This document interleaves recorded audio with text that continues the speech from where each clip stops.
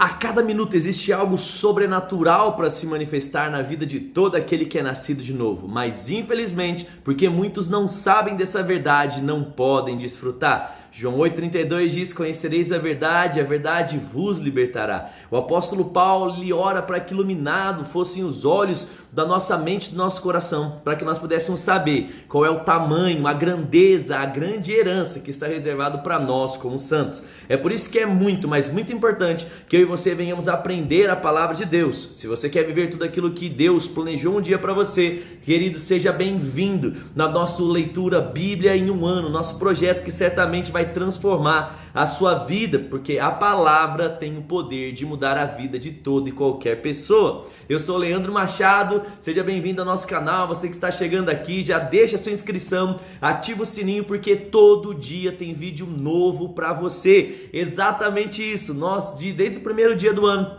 até o último dia, nós estaremos lendo a Bíblia aqui juntos, e você vai chegar lá no fim do ano e vai falar: eu venci, eu li a Bíblia inteira em um ano. Então não desista, porque só depende de você. Viver os melhores dias, viver o melhor plano de Deus, só depende de você. Então bora lá, porque hoje é dia de livro novo. Nós vamos começar a ler Cantares ou Cântico dos Cânticos, mas antes de chegar lá, nós vamos para Mateus. Então abra sua Bíblia aí comigo, Mateus capítulo de número 21, nós vamos ler, do versículo 1 até o versículo 22.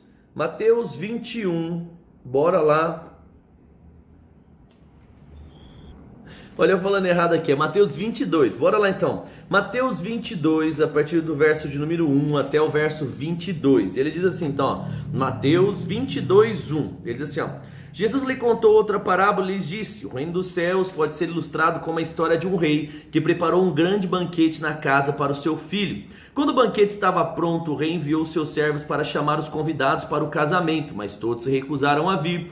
Então ele enviou seus outros servos para dizer: já preparei o banquete, os bois, os novilhos gordos foram abatidos, tudo está pronto.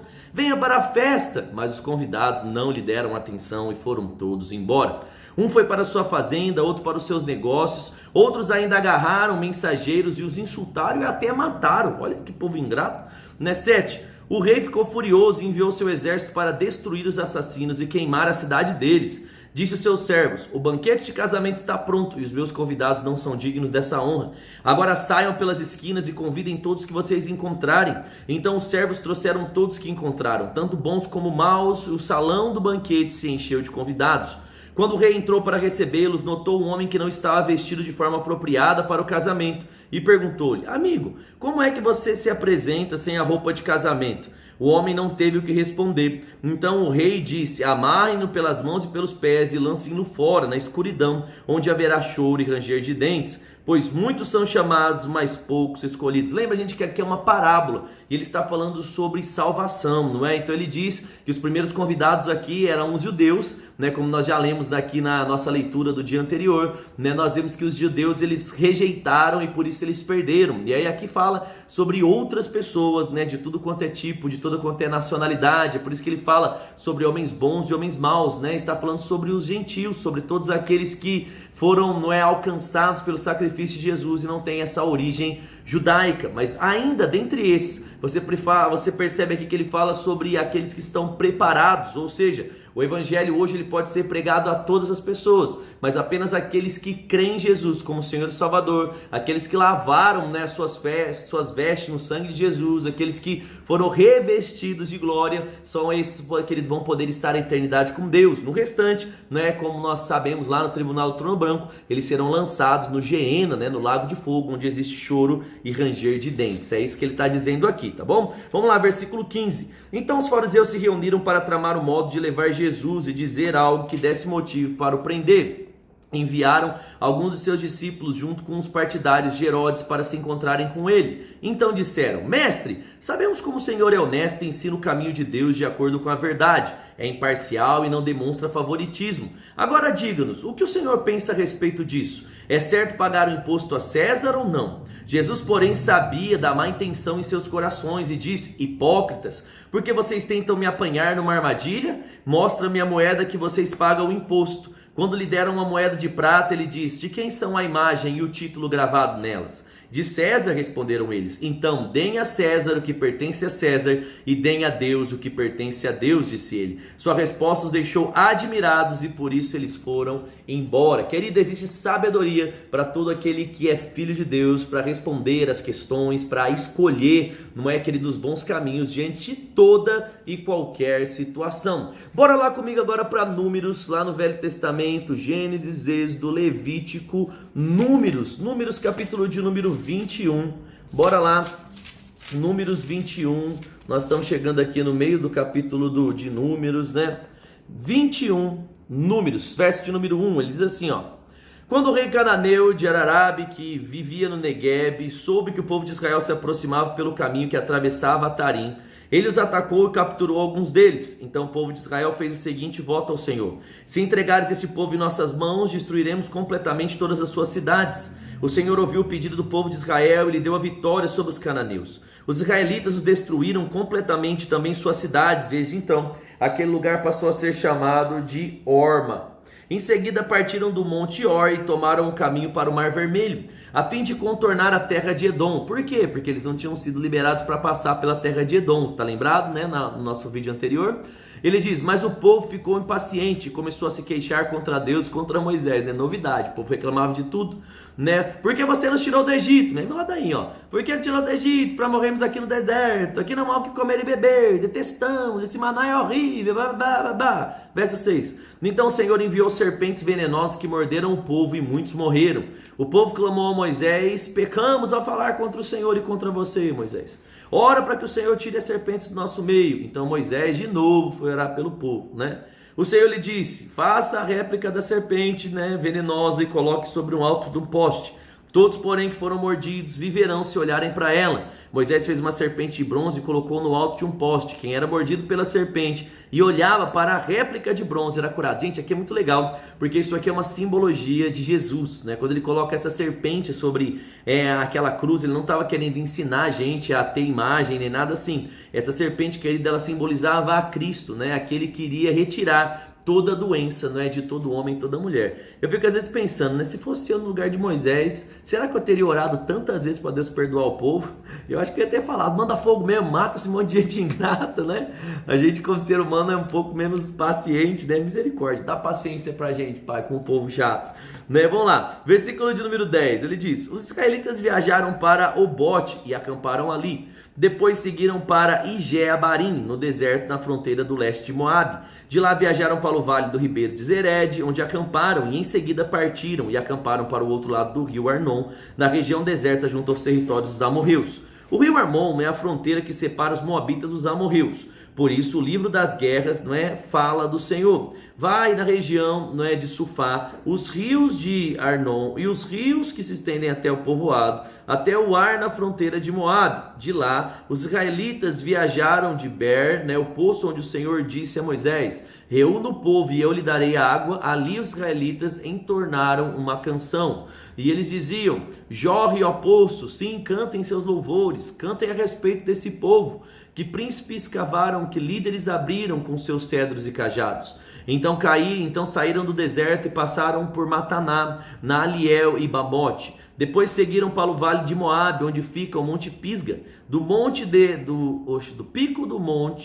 pico desse monte se vê o deserto. Tem hora que dá uma enroscada, mas beleza, bora lá. 21. O povo de Israel enviou representantes de Seom, rei dos amorreus, com a seguinte mensagem: permita-nos atravessar a sua terra, teremos o cuidado de não passar pelos seus campos, vinhedos, e não beberemos água dos seus poços. Seguiremos pela estrada real e só deixaremos quando tivermos atravessado seu território. 23. O rei de Sião, porém, não os deixou atravessar seu território. Em vez disso, mobilizou todo o exército e atacou o povo de Israel no deserto. A guerra ocorreu em Jaza e o povo de Israel massacrou pela espada os amorreus e ocupou seu território desde o rio Arnon até o rio Jaboque. Avançaram apenas até a fronteira com os amonitas, pois a divisa era fortificada. O povo de Israel capturou todas as cidades dos amorreus e se estabeleceu nelas, incluindo Esbom e os vilarejos ao redor. Esbom era a capital de Seom, rei dos amorreus.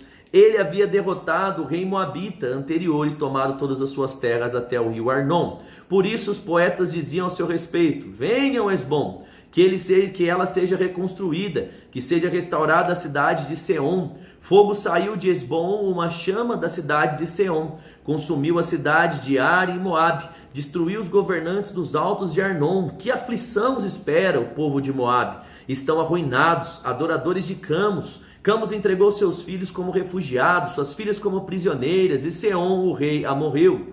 Nós os aniquilamos desde Esbom até Dibom, nós os exterminamos até lugares distantes como Nofá e Medebá. Assim o povo de Israel ocupou todo o território dos amorreus. Depois que Moisés enviou os seus homens para fazer o reconhecimento de Jazar, os israelitas tomaram todas as cidades da região e expulsaram os amorreus que viviam ali. Em seguida, voltaram marchando pelo caminho até Bazã, mas o rei Og de Bazã e todo o seu povo atacaram os israelitas em Edrei. O Senhor disse a Moisés: não tenha medo deles, pois eu os entreguei a você junto com todo o povo e sua terra. Faça com ele o mesmo que fez de Seom, o rei dos amorreus, que vivia em Esbom. Desse modo, mataram o rei Og, seus filhos e todo o seu povo. Não restou sobrevivente algum, então ocuparam seu território. Gente, eu sei que fica muita dúvida quando você lê sobre essas coisas. Pode até parecer que Deus é um Deus mau, mas essa era a lei da época. Era assim que os territórios eles aconteciam, assim como hoje nós usamos a política.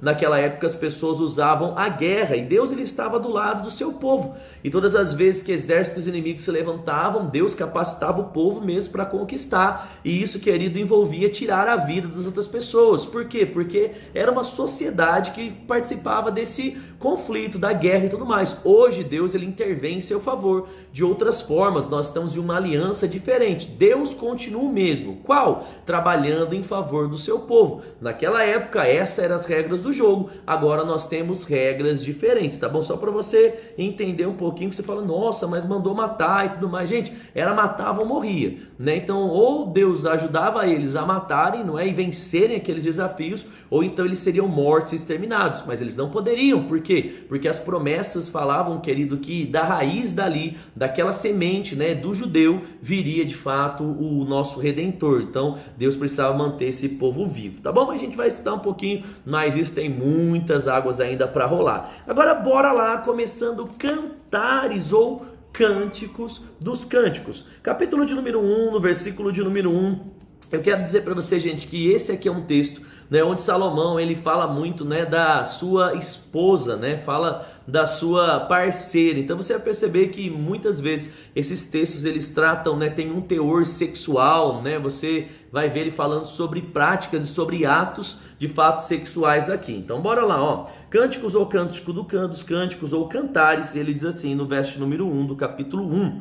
Ele diz: este é o cântico dos cânticos de Salomão. Ah, amada, beije-me mais uma vez, pois seu amor é mais doce do que o vinho. Como é agradável o seu perfume, seu nome é como a fragrância que se espalha. Não é de admirar que todas as moças o amem. Leve-me com você, venha, vamos depressa. O rei me trouxe então ao quarto dele. As mulheres de Jerusalém: ó rei, estamos alegres e felizes por sua causa. Celebramos o seu amor mais do que o vinho. Com razão elas o amam. Sou morena e bela, ó mulheres de Jerusalém, morena como tendes de Quedar, bela como as cortinas de Salomão. Não me olhem assim, porque sou morena, o sol me escureceu a pele. Meus irmãos se zangaram comigo e me obrigaram a cuidar dos seus vinhedos. De mim mesma e de minha videira não pude cuidar. Diga-me, meu amor, onde levará o seu rebanho hoje? Onde farás as suas ovelhas descansarem no meio-dia? Porque eu andaria sem rumo como uma prostituta entre os seus amigos e os rebanhos deles? E agora o amado fala: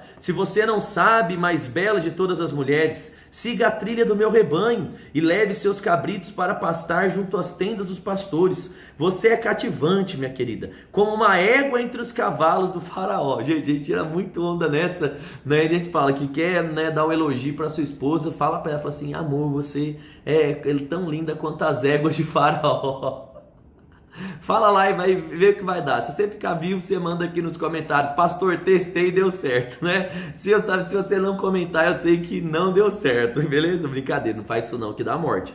Beleza, vamos lá, ó, versículo 10. Como são belas as suas faces, seus brincos realçam sua beleza. Como é lindo o seu pescoço enfeitado por um colar de joias. Faremos para você brincos de ouro como enfeites de prata. Agora a amada diz: ó rei, está deitado em seu sofá encantado com fragrância do meu perfume. Meu amado é como uma delicada bolsa de mirra que repousa entre os meus seios. É como um ramo de flores de rena dos vinhedos de Engande. O amado agora diz: como é linda, minha querida, como você é linda, seus olhos são como as pombas. Presta atenção aqui, você percebe que um está elogiando o outro? Quer viver um casamento feliz, praticar isso. Mulher elogia o marido, marido elogia a mulher, que ó, dá certo. Bora lá, verso 16, ele diz agora: amada, ele diz: como é belo, meu amor, como você é encantador, a grama macia é o nosso leito, os ramos perfumados do cedro são as vigas da nossa casa, e os pinheiros aromáticos os caibros do telhado. Agora bora lá, capítulo de número 2, até o verso 7, hein? Ele diz assim, e agora a amada dizendo: eu sou a flor que nasce na planície de Saron, o lírio que cresce no vale. O amado: como um lírio entre os espinhos, assim, ó minha querida, estás entre as moças. A amada agora diz: como uma macieira entre as árvores do bosque, assim é meu amado entre os rapazes. À sua sombra agradável eu me sento, e saboreio dos seus deliciosos frutos. Ele me trouxe ao salão de banquetes, seu grande amor por mim é evidente. Fortaleçam-me com os bolos de passas, revigorem-me como as maçãs, pois desfaleço de amor. O seu braço esquerdo está sobre a minha cabeça, e o seu direito me abraça. Prometam a mulheres de Jerusalém, pelas gazelas e corças selvagens, que não despertarão um amor antes do tempo. Uau, que fantástico! Então elogie, quer viver no casamento bem sucedido? Elogie. E eu acho muito interessante isso que termina no versículo 7 dizendo: não desperte o amor antes do tempo. Cada vez mais a gente vê pessoas, né, se apaixonando, entrando em relacionamentos com 12, 13 anos. Ei, vai brincar de boneca, vai tomar leite, né? Vai assistir qualquer coisa, Luna, qualquer outra coisa lá, mas para com essa ideia de namorar. Porque quem começa namorando com 12 ou 13 anos, querido, vai ser muito, mas muito tentado a praticar sexo antes do casamento. E se você, querido, quer ouvir um pouco mais sobre isso, nessa semana nós estamos falando sobre sexo às 7h07 da manhã lá nos Escudeiros, no meu Instagram, o Leandro Machado. Não perde, porque tem muita coisa boa lá. No feed eu tô deixando salvo já, né, as lives que estão acontecendo, corre lá que é bom demais. Então, gente, lendo aqui a gente termina a nossa leitura de hoje, começando de fato o livro de Cantares. Olha que coisa legal, né, essa troca de elogios, a gente vê de fato duas pessoas muito, mas muito apaixonadas. Assim vai ser a sua relação, o seu casamento. Eu declaro mesmo restauração. Se você tem passado por problemas conjugais, a graça e a unção te capacitando para praticar a palavra e restaurar tudo aquilo que está quebrado e viver os melhores dias dentro do seu casamento. Amém? Vamos orar? Pai, eu quero te agradecer pela sua fidelidade, te agradeço pela vida de cada pessoa, Pai, que tem nos acompanhado nessas leituras, que tem de forma fiel se exposto às verdades bíblicas. Eu oro, Pai, que essas verdades sejam um alimento, sejam um livramento, possa fortalecer, criar uma base sólida na vida de cada um dos meus irmãos, que eles possam viver do melhor do Senhor, Pai, sendo bem-sucedidos em tudo o que eles fizerem. Declaro mesmo, Pai, uma ótima semana, um dia, Pai, de grandes escolhas, de grandes realizações na vida de cada um dos meus irmãos, para que o teu santo nome seja exaltado. No nome de Jesus, amém. Já manda aqui embaixo, já no comentário, escreve: elogiar faz bem. Nós vimos aqui que um casamento bem-sucedido, uma relação bem-sucedida, ela exige, querido, elogios. Então escreve aqui já nos comentários: elogiar faz bem. Te espero lá 7h07, o Leandro Machado no Instagram, de segunda a sexta, e até amanhã no nosso próximo vídeo. Tchau, tchau.